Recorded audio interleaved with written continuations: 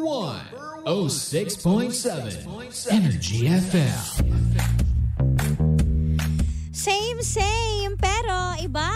Nagbabalik po ang nag-iisang chicks ng radyo. Ako yun, si Gandang Kara.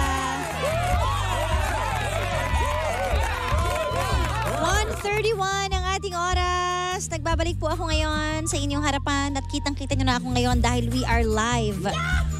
Yes, we are live on Facebook. Kaya naman kung gusto mong makita ang aking balikat kasi naka-off shoulders ako, ay punta ka na po sa ating live. Hanapin mo lang again, Energy FM 106.7 o kaya naman DJ Kara. That's DJ space K-A-R-A. At anong dapat mong gawin? Siyempre walang iba kundi paki-like at paki-share para mas marami ang kabanding natin ngayong araw na ito. Ngayong lunch break na ito. Kahit lagpas na ang lunch break kasi 1:30 na, o diba? Pwede pa rin naman. Sige, sasamahan ko kayong kumain. Lalo na sa mga nagpa-fasting dyan, yung ngayon pa lang yung oras ng kain. Taray naman, may pa-fasting pa nalalaman ha. May pagdadayet, pero pag uwi sa bahay, kain ng ice cream. May ganun eh. Alam mo yung pinlano mo na yung buhay mo na ito lang kakainin ko, gantong oras ako kakain. Pero pag uwi mo ng bahay, may dalang cake si mami o kaya naman may ice cream sa ref o di sira din ng diet. Minsan talaga yung mga plano natin sa buhay nasisira eh, no? Kahit in real life. Alam mo yung planado mo na yung mga gagawin mo. Tapos may biglang darating na kaibigan mo na, te, tara na. Saan? Bakit? Anong meron? Basta wag ka na mag-explain. Tara, may pupuntahan tayo ngayon. Tara na, dali. Tapos ikaw naman, di mo alam, anong meron tong friend ko? Bakit nahihikayat ako agad-agad? Sumasama ka naman. Na-hypnotize ka na ganun. So, lumayas ka kahit wala ka namang plano nung araw na yon, o, diba? Pero sabi nga nila, yan daw yung mga masasarap sa buhay, yung mga biglaang pangyayari. Kasi kadalasan naman daw talaga ng mga nakaplan, hindi naman natutuloy. Yahoo! Aminin natin yon, totoo yun, diba? Hindi natutuloy. Pero, bahala ka kung saan ka uubra. Kasi may mga tao talagang kailangan talaga nakaplano lahat, natutuloy naman nila. Yung iba naman, mas gusto nila yung, sige, biglain mo na lang ako, surprise me, ganyan. Anong klaseng tao ka kaya doon, no? Nagbago ka na rin kaya? Ewan natin because change is constant. Anyways, we are live. Hello po sa lahat na makakapasok po sa ating live. Ayan, hello po sa inyong lahat, lalong-lalo na din sa mga OFW natin. Hello po sa inyong lahat. Sana masaya po kayo kung nasaan man pong bansa kayo. Ayan, mamaya pwede kayo mag-comment sa ating story kung ano nga ba ang masasabi mo sa story natin for today. Pero bago yan, sa mga coffee lovers out there muna na nagkakape at this point, nako, hello po sa inyong lahat. Meron po tayong MX3 Coffee Mix. Ito po ay may high source of vitamin C at calcium with antioxidant benefits at cholesterol free. Ito rin po ay low acid coffee na may low calorie sweetener na sucralose. Ito yun yung hindi nakakapagpataas ng blood sugar levels at saka ng blood pressure. At para makasiguradong tunay, natural at original na MX3 ang inyong mabibili, siguraduhin lamang po na sa mga leading drugstores nationwide kayo bibili. For inquiries, visit their website mx3ph.com or call the hotline 0918-8888-693. Yan, hello po sa lahat ng mga nasa biyahe, sa lahat ng mga nasa bahay, sa lahat ng mga nakikinig at wala pa sa live natin, lipat na kayo sa live, at sa lahat ng mga naka-speakers out there kung nasaan man kayo, dako ng mundo, lakasan nyo pa ang inyong radyo. Alam nyo kung bakit? Kasi mamimigay tayo ng 1,000 pesos. So paano nga ba? Yan po sa ating tunog pera, pero mamaya yan. Wow! Bibitinin muna kita para mag-abang ka at bumalik ka. Ayan, abangan mo kung ano yung ipi-play natin na sound at huhulaan mo yung sound na yun. At kapag nahulaan mo, itatawag mo lang yun dito sa atin. Diba? 8721-2429. At tapos, pag naitawag mo na, pag nakapanghula ka na, kapag tama ang sagot mo, di meron ka 1,000. Pero pag wala at di nasagot, yung 1,000 na yan, tomorrow magiging 2K or pag di na naman nasagot, magiging 3K. Kumbaga, palaki siya ng palaki. So, yan po ang dapat mong abangan mamaya. Pinapromote ko lang pero mamaya pa po. Kaya mag-abang ka. Sino ba naman ang tatanggi sa 1,000 pesos, diba? Kailangan natin ng pera nowadays, lalo na magde-December na. Patapos na nga yung October, November na lang. Kaya kailangan natin ng maraming pera. Kasi marami ka ding kautangan. Diba? Ayan. At eto pa pala, nga pala, maraming salamat sa sa award. na eto dito yung dalawang trophy namin, Energy FM at saka sa amin ni Papa Jackson. Ayan, Radio Excellence in Excellence in Radio Broadcasting pala. Maraming salamat at nominated din po tayo ulit. Yan, sa Rare Awards ng Lionheart. Yes, yo. Ang dami nating nominations kaya maraming salamat. Nominated po ang 3 DJs ng Energy FM. Si Papa Jackson, Kuya Chico at ako po. Ayan. Bala na kayo dyan. Bumoto kayo ha. Yan, hanapin nyo lang po yan sa rareawards.com. Tama ba ako? Basta hanapin mo yan sa Facebook. Sinashare din naman namin yan sa mga page namin. And of course, ang Energy FM ay nominated din for Best FM Radio Station at ang Fans Club ng Carjack. Ayan, para sa ating lahat yan. Magsama-sama po ang lahat ng Carjack. Nominated po tayo. Yung ma-nominate ka pa lang, happy na tayo doon, di ba? Kasi ibig sabihin, naiisip ka, nakahanay ka doon sa mga fans club na sinusuportahan talaga. And of course, ang pinaka-happy din ako is ang nomination ng Carjack podcast. Ayan, Carjack Arrest. Nasa Spotify po kami. So kung may Spotify ka, punta ka lang dyan. Hanapin mo lang, i-type mo, Carjack Arrest. Ayan, marami na kami mga episodes dyan. Pakinggan nyo po. And of course, hindi ito magiging possible tong nomination na ito kung hindi po dahil sa inyong lahat. Syempre, hindi naman tayo man-nominate kung hindi dahil sa inyo, kung hindi nyo tinatangkilik, diba? So, sa inyo po talaga ang award na ito. Thank you so much. Batiin ko lang muna. Watching from Sydney, pa-shout out daw, mascot New South Waves, Marvin Halili, ayan, sabi ni JH Marvs, ayan, hello po sa inyo dyan at sa lahat ng dako ng mundo na talaga nakatutok po sa atin dito sa Energy FM, maraming salamat. O siya, wag na natin patagalin pa, pag-usapan na natin ang story ngayong araw na ito, dito lang po yan sa Sincerely Kara.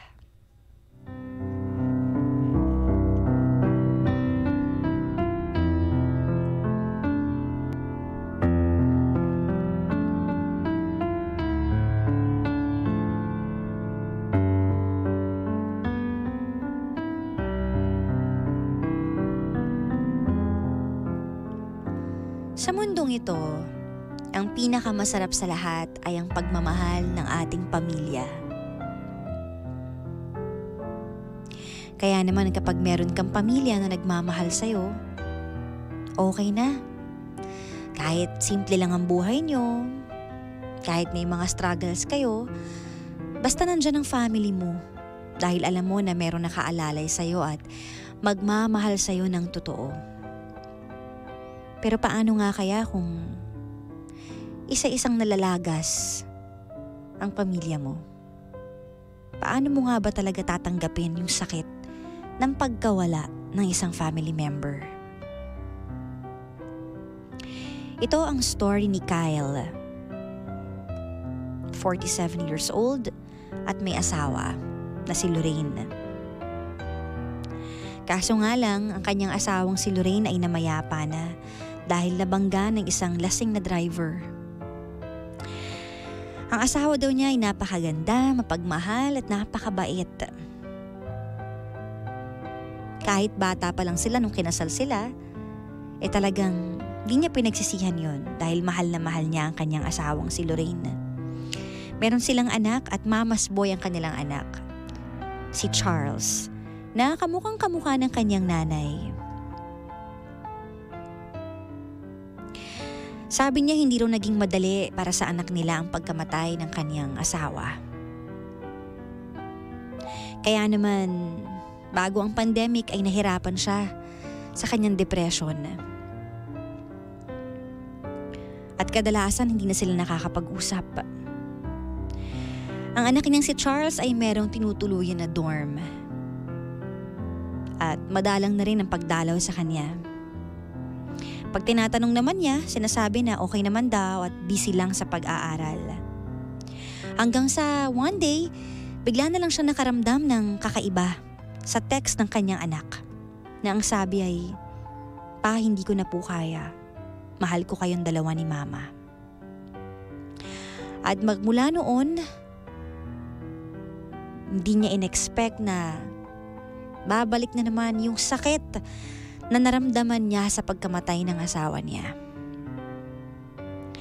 So let's hear it straight from the heart of our sender for today.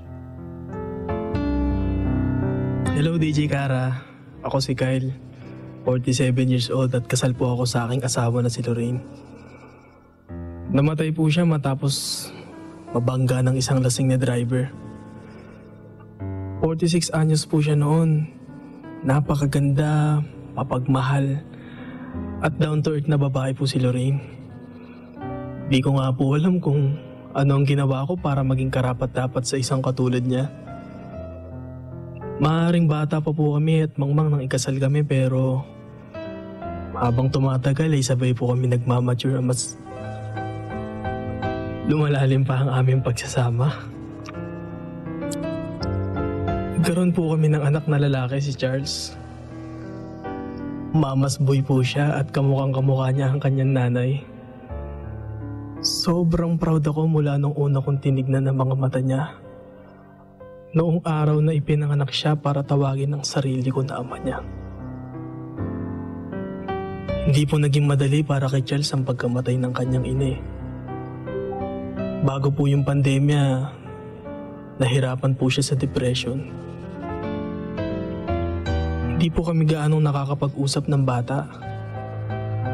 Umuwi na lang po siya tuwing weekends dahil meron po siyang dorm na tinutuluyan malapit sa kanyang eskwelahan. Pero madalang ang pag-uwi niya sa huling mga buwan. Natanong ko rin po siya tungkol dito, pero busy raw po siya ngayon sa pag-aaral. Isang araw, nakatanggap po ako ng random na text mula sa kanya. At ang sabi po niya, "Pa, hindi ko na po kaya. Ikaw ang nagsilbing lakas ko noon pa man at sobrang thankful po ako dahil doon. Mahal na mahal ko po kayo ni Mama, Pa. Ilang beses ko siyang tinext at wala akong nakuhang reply. Sinubukan ko siyang tawagan pero wala pong sumasagot. Kailangan po ako ng boss ko para sa isang urgent meeting. Kailangan kong tumigil muna sa pagtatrabaho kasi sobrang nag-aalala po ako sa anak ko eh. Kinahaponan may tumawag po sa akin. Nagpakamatay na raw po si Charles. Dahil sa overdose at nakitang ng roommate niya na nawalan siya ng malay sa apartment nila. Pagdating po ng ambulansya doon, huli na po yung lahat, DJ Kara eh. Hindi po ako makapaniwala sa narinig at nakita ko. Si Charles po ang baby ko. At siya na lang ang naiwan sa akin ni Lorraine. Ngayon pati po siya wala na rin. Hindi ko alam na malalim na pala ang pinagdadaanan niya. Hindi ko na po alam ang gagawin ko, DJ Kara. Sinisisi ko ang sarili ko sa pagkawala ng anak ko. Nakaraan pong buwan ng libing ni Charles. Nilibing po siya sa tabi mismo ng nanay niya. Hindi ko po matanggap na hindi lamang ako nawalan ng pag-ibig ng aking buhay, kundi pati na rin ang aking anak. Sobrang sakit kung paano magsabay-sabay lahat ng problema sa aking buhay. Hindi ko alam kung ano ang ginawa ko para mangyari sa akin to. Bakit kailangan pabaliin ng kapalaran ng pamilya ko sa akin? Paano po ba ito naging patas? Naging mabuti naman po akong pamilya at asawa para sa pamilya ko eh.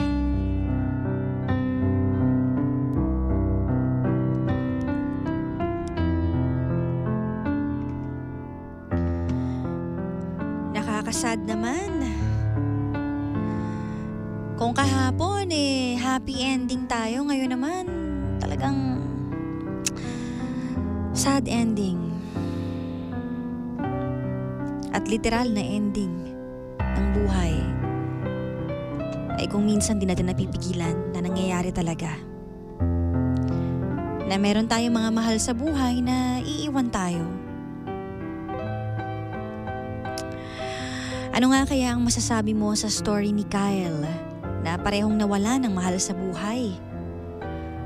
Paano nga kaya siya magko-cope up sa lahat ng masasakit na nangyari? Pwede po kayo mag-comment sa ating Facebook Live. Hanapin nyo lang po Energy FM 106.7 or DJ Kara. That's DJ Space K-A-R-A. Sabi dito, masakit at mahirap mawala ng taong minamahal. Napakabigat sa puso at mahirap tanggapin. Siguro may plano ang Diyos sa lahat na nangyari sa iyo, kaya mag-pray ka at maging matatag. Sa mga pagsubok, huwag kang mawala ng pag-asa, sabi ni Rhea. I feel you, Kyle. I've been in that situation until now. Walang makakatulong sa iyo kundi ang sarili mo. Binigay ng Diyos yan sa iyo kasi kaya mo.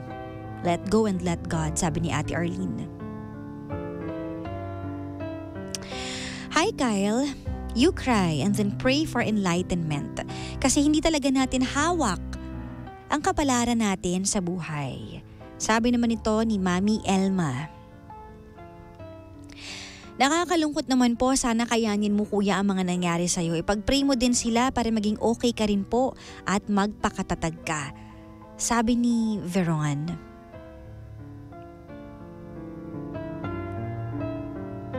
Kuya, alam ko po na mahirap at masakit ang mga nangyari sa buhay mo, pero ang Diyos ang nakakaalam kung bakit pinapahintulutan niya na mangyari ang ganong mga pangyayari. Tuloy niyo lang po ang buhay at may plano pa si Lord sa buhay mo. Sabi naman to ni Sheila.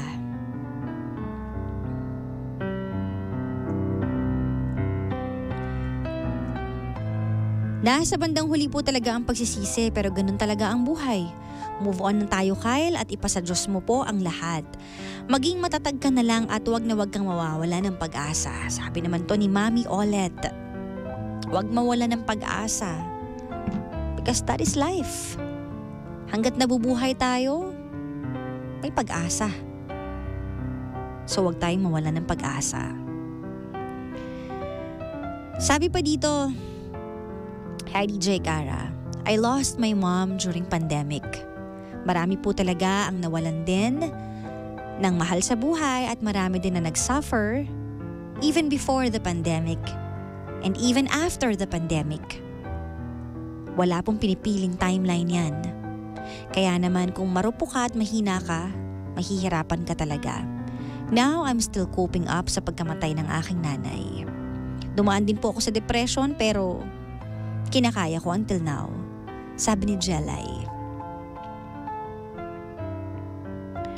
Kyle, pray and pray ka lang palagi. Nandyan si God at lagi kanyang gagabayan sa buhay. Sabi naman ni Mami Cynthia.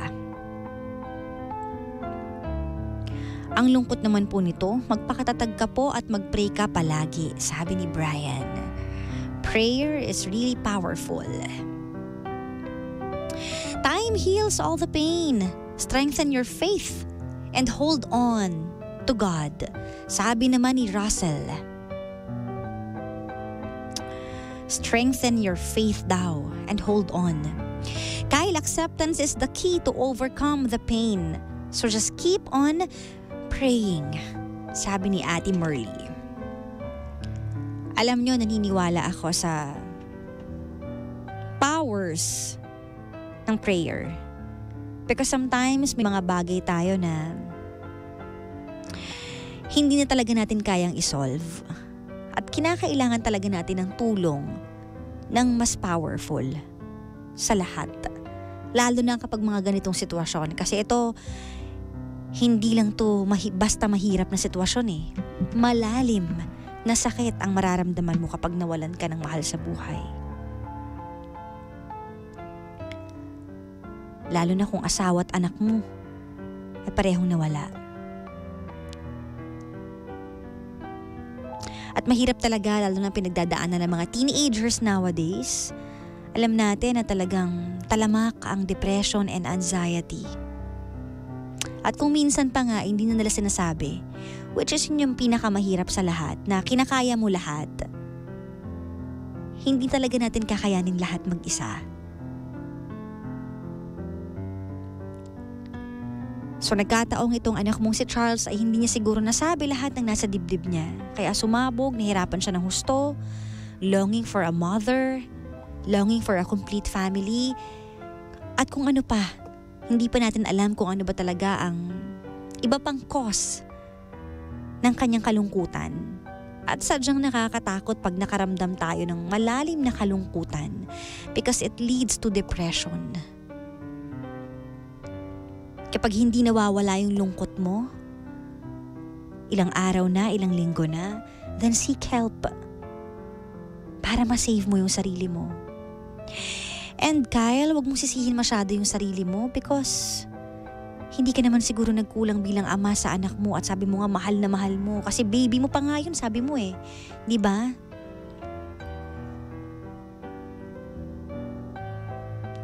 At nakita mo ba yung huling sinabi sa'yo ng anak mo, mahal na mahal ko kayo ni mama pa.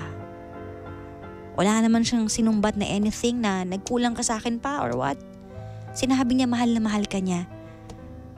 Yun ang last words niya. So ibig sabihin, alam niya sa sarili niya na mahal niya kayo. It's just that hindi niya kinaya. Hindi niya kinaya yung sobrang kalungkutan. May mga tao na kinakaya, may mga tao na strong, at may mga tao na weak. Dahil iba-iba ang bawat tao sa mundo. Kaya kung makatagpo kayo ng mga taong mahina at humingi ng tulong sa inyo, huwag kayong mapagod.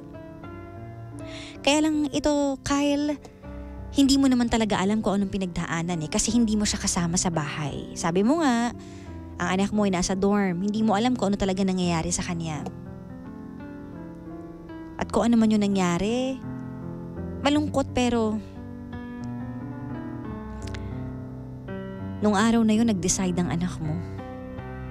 Pero hindi ibig sabihin nun na nag-decide siya na tapusin ang buhay niya ay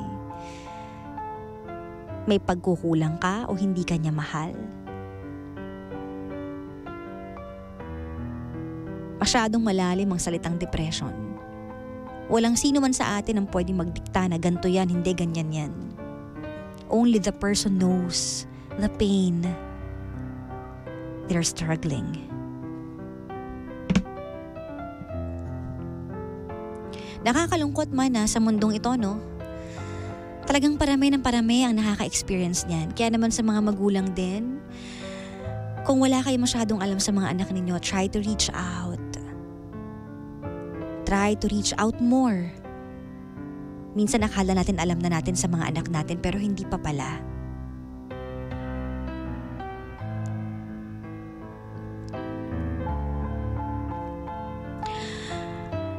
At walang katumbas sa sakit ang pagkawala ng isang anak.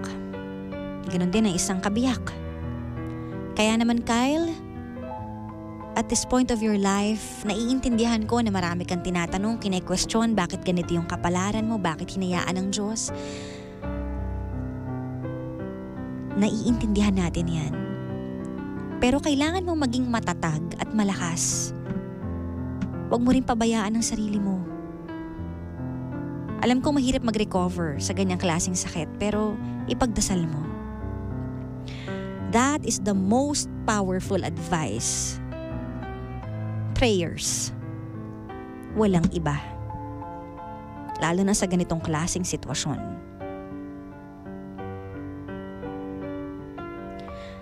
At sa mga nakakaranas naman po ng ganitong klaseng pain o yung may mga pinagdadaanan sa buhay na hindi masabi sa magulang, sana try to step up din. Kasi kailangan nyo ng tulong eh. Hindi nyo kaya yan mag-isa. Seeking help from others or from your parents means gusto mong maayos. Gusto mo ng advice, gusto mo ng tulong, ibig sabihin na ready ka. So sana magawa din natin yon to help ourselves.